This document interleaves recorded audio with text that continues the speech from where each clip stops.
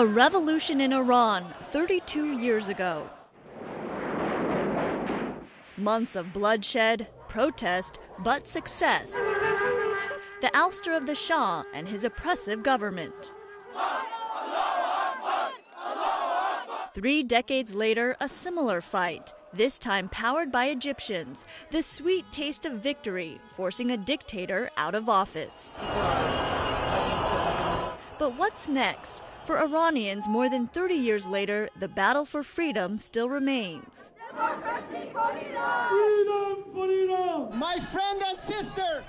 Mehdi Amini was 17 years old when he took part in the Iranian Revolution. He says the honeymoon was short-lived after the Shah's regime was over and a repressive Islamic Republic took charge. He wants Egyptians to learn from Iran's history. We have Iran as a good example of the hopes that people had and what eventually ended up being. So I'm just hoping that they don't have the same outcome and that they should be on the watch. A big warning for Egyptians. It's very positive that there's so much optimism, but it should not be translated into naivety. This is where the hard work begins, to ensure that getting rid of a dictatorial system actually translates into achieving democracy.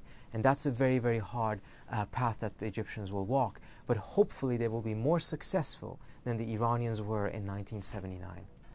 For Iranians like Amini, their fight will continue.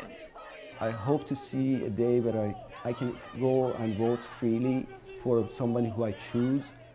I hope to see a day when women and men have the right to just basically walk with each other, not be fearful of the repercussion of what's going to happen. And I hope to see basically a day when I can go back to my country. Sandra Endo, CNN, Washington.